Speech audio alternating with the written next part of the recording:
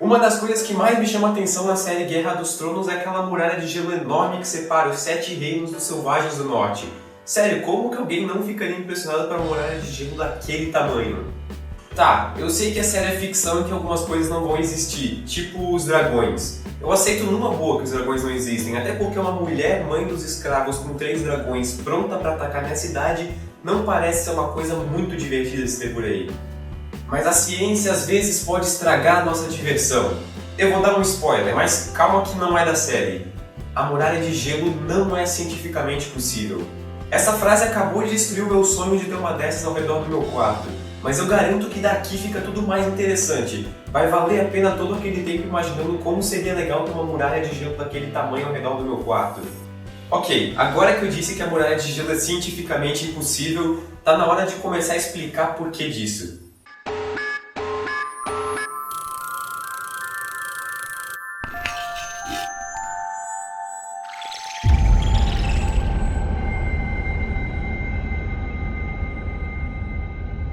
De acordo com os livros da série, que aliás eu acho que eu nunca consegui terminar de ler um inteiro, a muralha tem mais ou menos uns 210 metros de altura e é constituída de gelo puro, maciço. Até aí nenhum problema, lá é o norte dos 7 reinos, neva um monte e é frio o suficiente para fazer o gelo que compõe a muralha congelar. Só que embora ele pareça duro, molhado e escorregadio, o gelo, quando colocado em pressão, se torna altamente maleável. Não é difícil de imaginar que 210 metros de gelo puro e maciço logo em cima de mim seja muito pesado. Se eu fosse a base da muralha, eu ficaria muito pressionado com todo esse gelo em cima de mim. E agora começa a física. Quanto maior for o peso da muralha, ou seja, quanto mais gelo tiver em cima de mim, maior vai ser a pressão exercida lá na base dela. Sendo assim, vai lá mergulhos e aí surge nosso primeiro problema. Quando a gente exerce pressão em cima do gelo, ele tende a diminuir o seu ponto de fusão, um processo conhecido como fenômeno do regelo. Se eu pegar um bloco de gelo e um fio bem fino e amarrar um peso em cada ponta, eu posso demonstrar o processo em casa. É importante que o fio seja o mais fino possível, porque isso aumenta a pressão exercida no gelo. Quando eu coloco o fio em cima do gelo, a pressão exercida por ele faz com que a temperatura de fusão, que é a temperatura que o gelo precisa chegar para que a água vire líquida, diminua. O resultado desse experimento, que é conhecido como experimento de Tyndall, é que o fio vai atravessar o bloco de gelo sem cortar ele ao meio. A gente pode até ver onde o fio cortou o gelo. É esse experimento que comprova que a pressão torna o gelo maleável. Cada atmosfera de pressão que eu adicionar nesse gelo vai fazer com que a temperatura de fusão dele diminua em mais ou menos 0,0072 graus Celsius.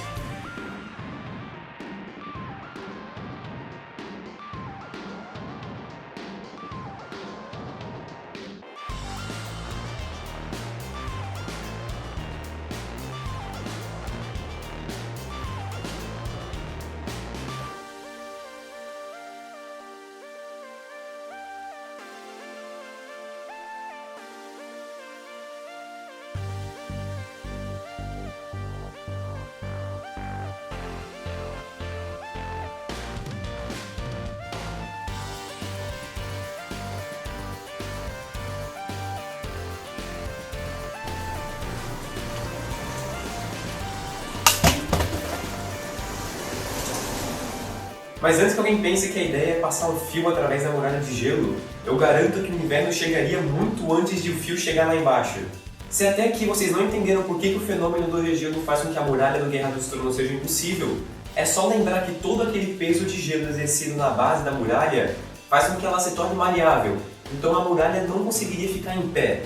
São 210 metros de altura de gelo, é muito pesado. Talvez a pressão na base da muralha fosse suficiente para fazer a base ficar líquida. Mas caso a pressão não fosse suficiente para fazer a base ficar líquida, ela ainda assim seria maleável. De qualquer jeito, a muralha não existe. Uma das únicas e talvez a mais fácil maneira de fazer com que essa muralha fosse possível seria transformar ela num escorregador, uma espécie de rampa inclinada. Sendo assim, a área da base aumenta e a pressão exercida nela diminui, o que faria com que ela não se tornasse tão maleável. O problema é que se a muralha fosse uma rampa, o Mance Rider já teria invadido os 7 reinos na primeira temporada, e isso não é um spoiler. É exatamente isso que acontece com as geleiras aqui na Terra. A gente não precisa se tornar um patrulheiro da noite para ver blocos de gelo gigante com a base maleável. É só a gente olhar que acontece todo dia isso nos polos norte e sul da Terra. Não que as geleiras salvem algum país da invasão de selvagens, mas elas se movem graças ao fenômeno do degelo. Todo o peso da parte superior faz com que a base da geleira se torne maleável, permitindo que ela simplesmente siga o caminho da gravidade ao longo de vários anos num processo muito demorado. Se a gente fizer uma linha de pedras perpendicular a uma geleira e voltar lá depois de vários anos, a gente vai perceber que elas se moveram numa espécie de flecha. As que estavam no meio se mexeram mais do que as que estavam perto das laterais da geleira. As pedras que mais se moverem, que geralmente são as que eu coloquei no meio, são aquelas que estão sobre a região da geleira em que é mais fundo. Quanto maior for a coluna de gelo em que a pedra estiver em cima, maior vai ser a pressão exercida no fundo da geleira.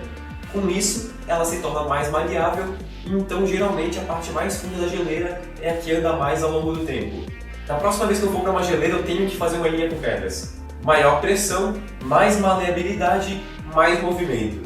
É melhor eu pensar 2 vezes antes de fazer uma muralha de gelo em volta do meu quarto. Brace yourselves! Até o próximo vídeo.